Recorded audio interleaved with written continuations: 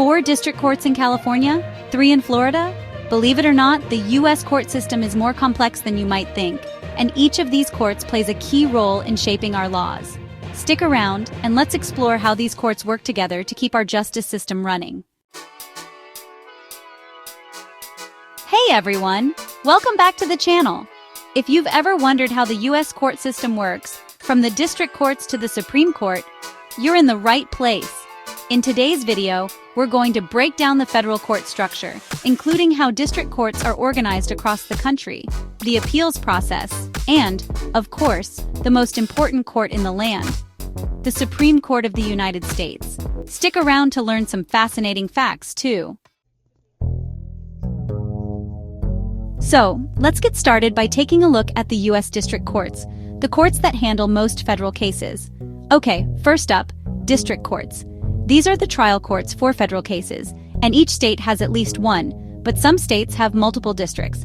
For example, California has 4 district courts, which handle cases from different regions within the state. Similarly, Texas and New York each have 4, due to their large populations and volume of federal cases. Some states have 2 district courts, like Arkansas and Indiana. It's all about dividing the state into judicial districts that can efficiently manage cases. So in Illinois, you'll have 3 districts, one each for Chicago, the central part of the state, and the southern region. And yes, Florida has 3, covering regions like Miami, Orlando, and Tampa. But why are these split up, you might ask? Think of it this way. A single district court covering a large state or city would get overwhelmed with cases. Multiple courts allow each one to focus on a specific region. It's a way to make the justice system more manageable, efficient, and responsive to local needs. But what about those U.S. territories? Yep, we've got district courts there too. Puerto Rico has an Article 3 district court, which is like the courts you'll find in the 50 states. However, places like Guam, the U.S. Virgin Islands, and the Northern Mariana Islands have Article 4 courts, which are different. These territories have a unique relationship with the federal government, and their courts function a little differently. Article 3 courts, like Puerto Rico, are part of the regular federal system, with judges who are appointed for life.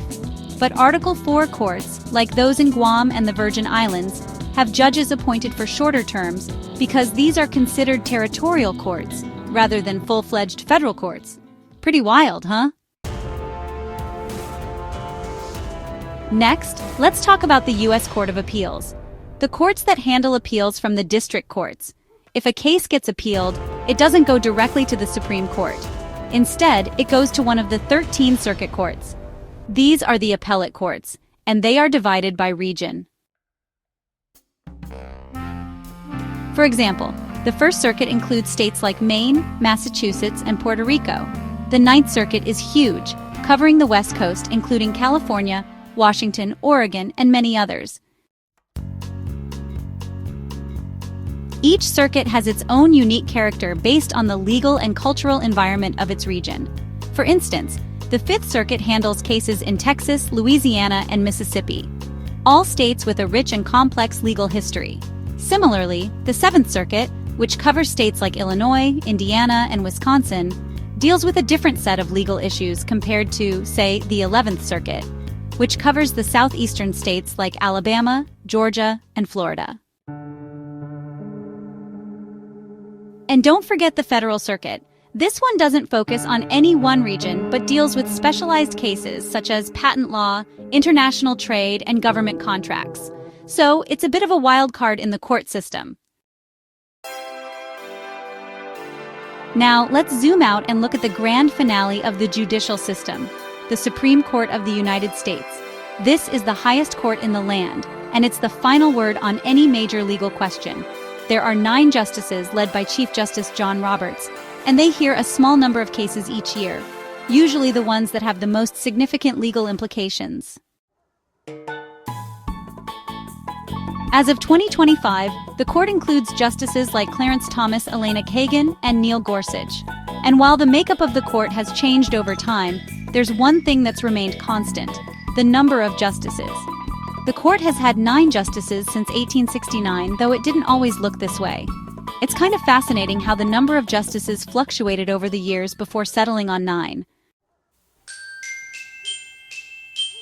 Some fun trivia. At one point, the number of justices ranged from 6 to 10. But in 1869, the number was set at 9, and that's where it stayed. One of the court's main responsibilities is to interpret the U.S. Constitution, and its decisions have shaped the law in monumental ways. Think Brown v. Board of Education, Roe v. Wade, and more recently, cases about the Second Amendment and same-sex marriage. The court's rulings can impact every American's daily life. All right, time for a couple of fun facts before we wrap up. Did you know the Supreme Court justices don't get to choose which cases they hear? They only review about 1% of the petitions they receive. They only take cases that present significant legal questions or issues that need a nationwide ruling. So there you have it. From district courts all the way up to the Supreme Court, this is how the U.S. judicial system operates. Thanks for hanging out with me today and getting a closer look at how the courts work and how they're all connected to our daily lives. If you learned something new, hit that like button and don't forget to subscribe for more legal deep dives. Drop your thoughts or questions in the comments below. I love hearing from you.